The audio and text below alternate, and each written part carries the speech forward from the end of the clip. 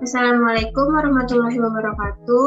Kami dari kelompok 8 yang beranggotakan saya sendiri, Anissa Larasati, kemudian ada Krisyalia Diva, dan yang ketiga ada Muhammad Revado. Kita di sini akan membahas country risk Thailand. Pertama itu ada definisi country risk. Country risk atau risiko negara yaitu kerugian yang dapat timbul akibat terhentinya pembayaran kembali atau operasi entitas yang terlibat dalam investasi lintas batas yang disebabkan oleh acara negara yang bertentangan dengan komersial, teknis, atau manajemen masalah khusus untuk transaksi. Ini juga disebut sebagai generalisasi risiko negara. Analisis risiko negara yang digeneralisasikan berkaitan dengan risiko pembayaran krisis pembayaran yang tidak hanya timbul dari kerentanan dalam ekonomi dan struktur politik suatu negara, tetapi juga dari guncangan eksternal yang disebabkan oleh dan geopolitik internasional. Penyebab gangguan pembayaran bisa sulit untuk diisolasi karena seringkali terkait. Selanjutnya ada komponen-komponen dari risiko negara. Jadi risiko negara ini pasti dari satu negara ke negara lain itu berbeda, termasuk juga sama komponen-komponen yang si risiko negaranya itu juga beda-beda di setiap negara. Cuma yang paling umum tuh biasanya ada 5, yaitu risiko kedaulatan, risiko transfer dan konvertibilitas, risiko operasional atau yurisdiksi, risiko politik dan geopolitik, dan yang terakhir itu ada risiko ekonomi. Yang pertama itu ada risiko kedaulatan. Risiko ini tuh merupakan risiko tidak dibayar obligasi negara atau pemerintah yang diterbitkan oleh publik atau entitas yang dijamin publik. Risiko kedaulatan ini tinggi di beberapa ekonomi zona euro yang telah membangun publik yang tidak berkelanjutan hutang. Analisis risiko kedaulatan menganggap kedaulatan sebagai pihak lawan dengan kemampuannya sendiri untuk memenuhi kewajiban utangnya. Utang kewajiban bisa dalam mata uang asing atau mata uang lokal. Yang paling umum peringkat berdaulat adalah peringkat mata uang asing yang menunjukkan risiko pemerintah gagal membayar hutang dalam mata uang asing. Sejarah menunjukkan bahwa pemerintah default pada utang mata uang lokal dan asing seperti dalam default Rusia tahun 1998. Namun, default pada mata uang lokal lebih jarang terjadi. Ini karena penguasa selalu dapat mencetak lebih banyak uang dan tergantung pada kedalaman pasar modal domestiknya, meyakinkan bank lokal, dana pensiun, dan entitas investasi lainnya untuk membeli surat perbendaharaan. Dari semua komponen risiko negara, risiko kedaulatan mata uang asing ini adalah yang paling terukur. Yang kedua itu ada risiko transfer dan konvertibilitas.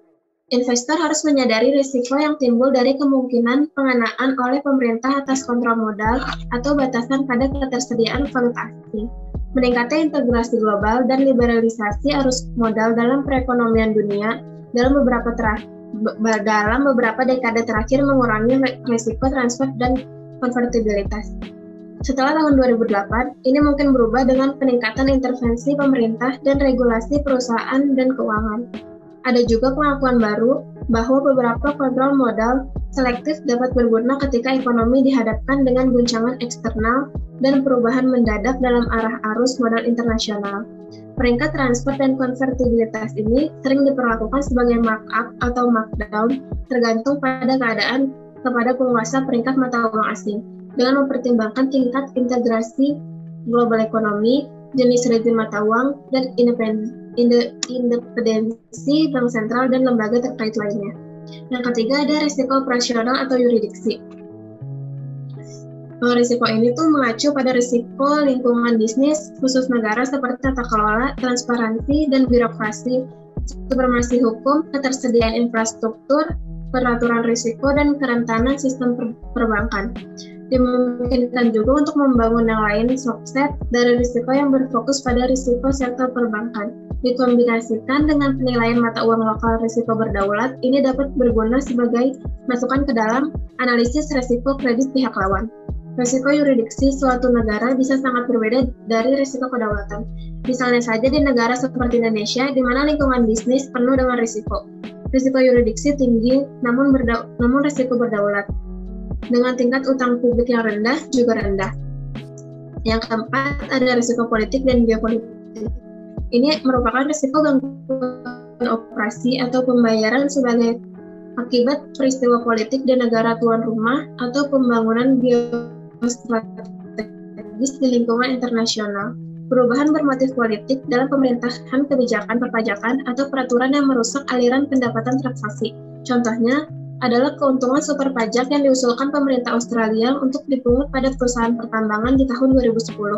Risiko politik ini terjadi seperti karena adanya serangan teroris, perselisihan sipil, atau konflik etnis yang dapat muncul tidak hanya dari tindakan pemerintah, tetapi juga dari aktor politik lain seperti minoritas kelompok. Risiko ini dapat berkembang perlahan seiringnya waktu dan sangat sulit untuk diramalkan. Risiko geopolitik adalah risiko yang paling sulit untuk dikelola dari risiko negara. Yang terakhir itu ada risiko ekonomi. Risiko ekonomi ini biasanya merujuk pada fitur ekonomi yang meningkatkan kerentanan terhadap guncangan eksternal atau fundamental struktural dan kebijakan yang dapat menjadi dasar dari krisis pembayaran yang tumbuh di dalam negeri. Negara-negara dengan tabungan dan ketidakseimbangan pembayaran lebih rentan terhadap guncangan eksternal. Risiko ekonomi ini tuh merupakan salah satu indikator yang dijadikan sebagai pemilihan untuk kelompok negara Fragile Five. Negara Fragile Five ini merupakan istilah yang diciptakan pada bulan Agustus tahun 2013 oleh seorang analisis keuangan untuk mewakili ekonomi negara berkembang yang bergantung pada investasi negara asing untuk membiayai pertumbuhannya. Negara ini tuh isinya tuh Brazil, India, Indonesia, Afrika Selatan, dan Turki. Kemudian sampai baru-baru ini faktor ini belum mendapat perhatian yang cukup dalam analisis krisis pembayaran negara. Materi selanjutnya akan dijelaskan oleh Diva. Sebuah makro penilaian risiko negara adalah penilaian risiko secara keseluruhan dari suatu negara tanpa mempertimbangkan bisnis MNC. Ada 4 penilaian keseluruhan risiko negara, yaitu risiko politik makro, risiko makro keuangan, risiko mikropolitik, dan risiko keuangan mikro. Adapun pendapat penilaian risiko yang berbeda karena subjektivitasnya dalam mengidentifikasi faktor-faktor politik dan keuangan yang relevan, menentukan kepentingan relatif dari setiap faktor, dan memprediksi nilai-nilai dari faktor-faktor yang tidak dapat diukur secara objektif. Risiko negara di Thailand rendah hingga sedang. OECD atau Organization for Economic Cooperation and Development memiliki peringkat kredit negara ketiga dibandingkan dengan Filipina, India, dan Indonesia. Hal ini menunjukkan kemungkinan yang relatif rendah hingga sedang bahwa Thailand tidak akan mampu atau tidak bersedia memenuhi kewajiban utang luar negerinya. Berikut adalah risiko yang ada pada negara Thailand.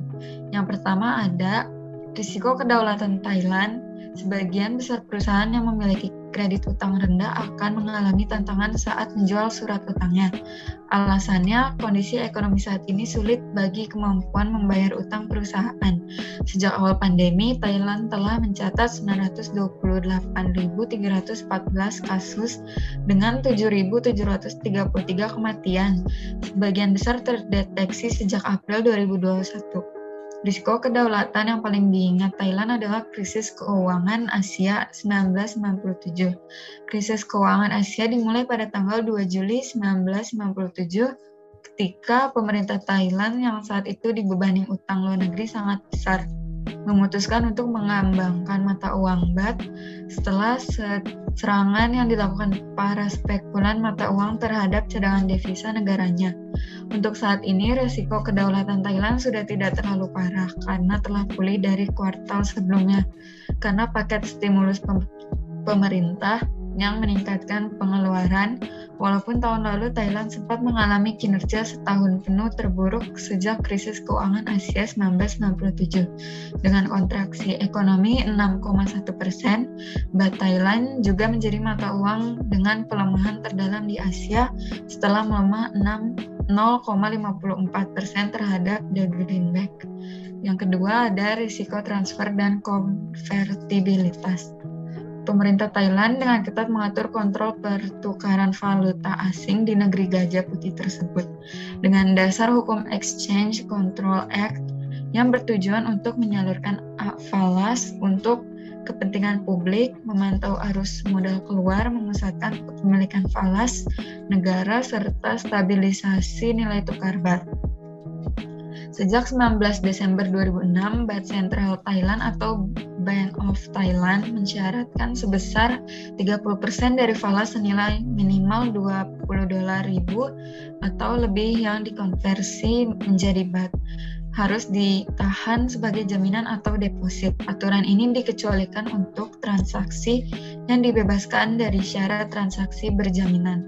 Selain itu, jika dana jaminan tidak dicairkan dalam kurun waktu 2 tahun setelah konversi dilakukan, maka dianggap hangus dan diambil alih oleh negara. Bahkan nominal rekening falas bagi individu maupun perusahaan asing di Thailand pun dibatasi, masing-masing tidak boleh melebihi $1 juta dan $100 juta devisa hasil ekspor yang dibawa ke Thailand wajib diendapkan selama 120 hari dan memerlukan persetujuan dari bank komersial domestik untuk ditransaksikan. Selanjutnya, DHE juga mengendap selama 360 hari di bank komersial domestik dalam rangka menunggu persetujuan dari Bank of Thailand untuk ditransaksikan kembali. Selanjutnya akan dilanjutkan oleh Revado. Risiko operasi atau yurisdiksi Thailand. Thailand mengizinkan pemerintah untuk melakukan pengambil alihan untuk tujuan mempromosikan kepentingan umum dengan kompensasi yang wajar ditawarkan kepada pihak swasta yang diambil alih. Contohnya pengambil alihan dalam beberapa tahun terakhir adalah perintah pemerintah Thailand untuk menutup 8 bulan tambang emas Kingsgate milik Australia di Thailand Utara. Lalu ada risiko politik Thailand. Risiko politik Thailand terbagi dua, yaitu risiko politik transaksi ekspor dan risiko politik investasi langsung. Risiko politik transaksi ekspor terbagi dua, yaitu jangka panjang dan jangka pendek. Risiko politik transaksi ekspor mencakup seperti penjualan barang atau penyediaan pelayanan domestik dan internasional, kontrak konsinyasi, pembiayaan jaminan, dan lain-lainnya. Peristiwa diduga terjadi karena force majeure bagi debitur atau obligor, kekurangan devisa, kerusuhan politik seperti perang, revolusi atau huru-hara. Dan dalam jangka pendek disebabkan oleh peristiwa politik dan asimilasi yang terkait dengan transaksi lintas batas dengan cakrawala, risiko hingga 1 tahun. Untuk menilai risiko ini menggunakan model kuantitatif yang pada dasarnya berfokus pada evolusi situasi likuiditas negara debitur atau obligor. Lalu dalam jangka panjang disebabkan oleh peristiwa politik dan terkait dengan transaksi lintas batas dengan cakrawala risiko lebih dari 1 tahun. Penilaian situasi keuangan didasarkan pada rasio utang luar negeri yang nilai kritis. Untuk risiko politik ini, negara-negara diklasifikasikan dalam skala granular ke dalam 7 kategori dari A sampai G, yang mencerminkan intensitas risiko lingkungan bisnis. Kategori A mencakup negara-negara yang memiliki risiko lingkungan bisnis terendah. Sedangkan kategori G berisi negara-negara dengan risiko gagal bayar tinggi bagi debitur atau obligor di negara tersebut yang disebabkan oleh risiko lingkungan bisnis. Lalu risiko kekerasan politik investasi langsung. Kekerasan politik yang semua tindakannya yang dilakukan dengan tujuan politik, contohnya perampasan, kekerasan politik, mata uang yang tidak dapat ditukar, dan pembatasan transfer. Seperti yang terjadi saat ini, politik Thailand memanas akibat adanya gerakan pro-demokrasi yang dimulai sejak Juli tahun lalu menyerukan reformasi monarki yang tidak dapat diganggu-gugat. Selain itu, gerakan ini meminta penghapusan undang-undang pencemaran nama baik kerajaan sebagai salah satu tuntutan utama. Lalu ada risiko ekonomi di Thailand. Risiko ekonomi di Thailand memiliki 3 indikator penilaian risiko negara, yaitu yang pertama, pemulihan pertumbuhan bertahap. Pertumbuhan ekonomi Thailand mengalami kontraksi tajam akibat COVID-19. Alasan utamanya adalah penurunan ekspor barang dan jasa sebesar 60% dari PDB sebelum krisis, yang dipengaruhi oleh melemahnya permintaan global, gangguan rantai pasok, dan penutupan perbatasan. Thailand juga merencanakan investasi kementerian publik swasta senilai $33 miliar antara tahun 2020 dan 2027 untuk meningkatkan ekonominya dalam jangka panjang. Rencana tersebut mencakup 92 proyek dan 18 diantaranya difokuskan kepada infrastruktur. Lalu yang kedua ada surplus transaksi berjalan dan defisit publik. Neraca transaksi berjalan secara tradisional positif karena surplus perdagangan yang tinggi, menunjukkan surplus yang lebih kecil karena COVID-19. pada tahun 2021 diperkirakan hanya tumbuh moderat tanpa kembali ke tingkat sebelum krisis karena sektor pariwisata yang lemah, yang diperkirakan tidak akan pulih sepenuhnya karena pembatasan perjalanan. Pertumbuhan ekspor barang akan dipengaruhi oleh pemulihan moderat beberapa mitra Thailand seperti Amerika Serikat yang terus terkena dampak krisis kesehatan. Lalu ketiga ada demonstrasi sedang menguji pemerintah, yaitu Thailand telah menjadi monarki konstitusional sejak tahun 1932. Hal ini diganggu oleh ketidakstabilan politik kronis dan banyak kudeta yang dipimpin tentara. Sejak awal 2020, negara tersebut telah menyaksikan serangkaian demonstrasi yang dipimpin oleh mahasiswa yang semakin diperburuk dengan krisis tersebut. Protes massa adalah yang terbesar sejak kudeta tahun 2014 yang mengarah pada penunjukan Perdana Menteri yang pro-militer serta menyusul pemilihan yang disengketakan pada tahun 2019. Kesimpulan, risiko negara yaitu kerugian yang dapat timbul akibat terhentinya pembayaran kembali atau operasi entitas yang terlibat dalam investasi batas yang disebabkan oleh acara negara yang bertentangan dengan komersial, teknis, atau manajemen masalah khusus untuk transaksi. Beberapa negara mungkin memiliki risiko seperti Thailand, memiliki 5 risiko yang sudah seperti dijelaskan tadi, yaitu risiko kedaulatan, risiko transfer, dan konvertibilitas, risiko operasional dan juridikasi, risiko politik dan geopolitik, lalu risiko ekonomi. Risiko yang masih sangat jelas terlihat adalah risiko ekonomi, karena adanya pandemi COVID-19, dan risiko politik karena adanya gerakan pro-demokrasi di negara Thailand. Sekian dari kelompok kami, kurang lebih mohon maaf. Wassalamualaikum warahmatullahi wabarakatuh.